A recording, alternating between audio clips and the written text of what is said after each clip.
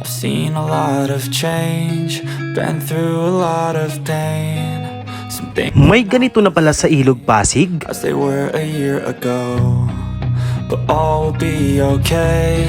Ikaw ba ay naghahanap ng mga bagong pasyalan dito sa Maynila? Kung oo, ay panoorin ang buong video na to at isasama kita sa isang bahagi dito sa Ilog Pasig na hindi mo inaasahang magiging ganito kaganda. Isang bangketa sa tabi ng Ilog Pasig na dati walang kabuhay-buhay pero ngayon ay punong-puno ng makukulay na halaman. I strive just to say I'm alright, and for the first time in a long time I'm alright. I've seen a lot of change, been through a lot of pain. Alright guys, so magandang araw at nandito tayo sa Plaza Yuchenko. Ayan.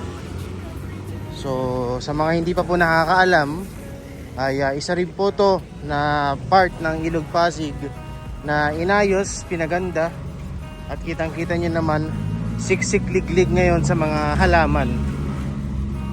So kung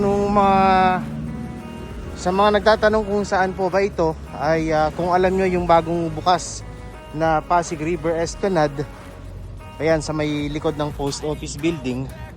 So sa kabilang bahagi lang po ng Ilog Pasig, no. Ayan.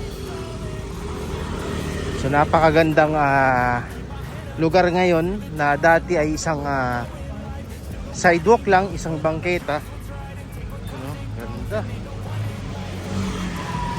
Na tinitirhan ng kung sino-sino lamang, no. Pero ngayon kita nyo, punong-puno ng halaman, tapos napakagandang view ng Ilog Pasig.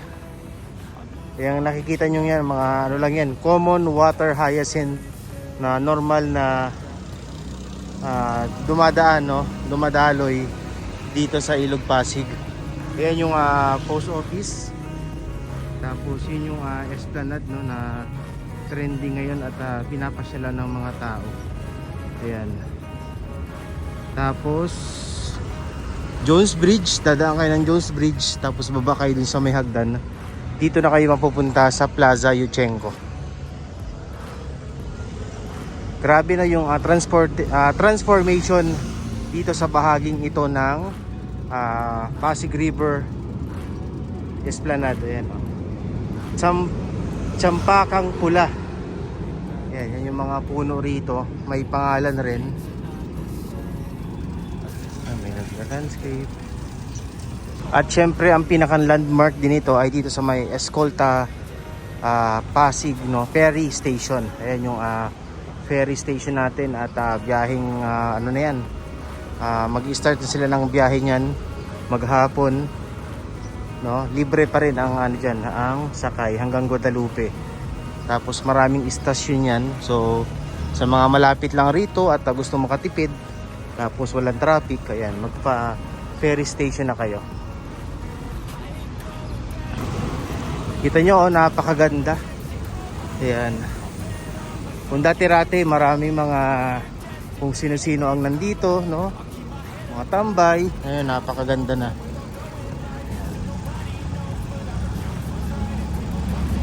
Tapos yung pinakang wall nito dito, meron din to mga mural painting rito, kaya maganda. Ayan, katulad niyan, ito.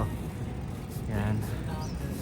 So may mga mural painting yung bahaging ito ng parang ano siya, no, river wall dito sa buong kahabaan ng Ilog Pasig.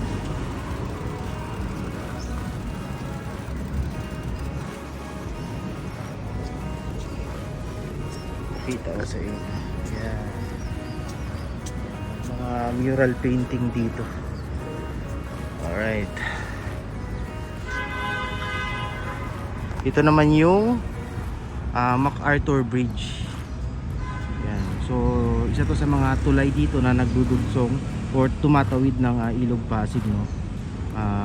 Quezon Bridge, Ayala Bridge, MacArthur Bridge, Jones Bridge, Binondo Intramuros Bridge, tsaka Delpan Bridge. So yun yung mga tulay rito. Ganda, oh. Ganda ng view, di ba? Maaliwalas. Ayan yung mga common water hyacinth nanggagaling ng Laguna de Bay. Balik. Daming ibon rin ngayon dito, ayan no. Napakaraming ibon. So ibig sabihin maraming isda yan pag ganyan.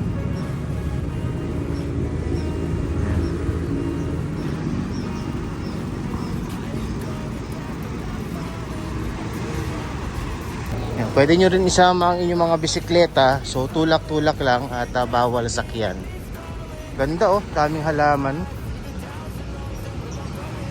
At ito pala, pakita ko sa inyo yung naging ribbon cutting ceremony, no? Inauguration, Plaza Yuchenko, June 21, 2022. So makikita natin dito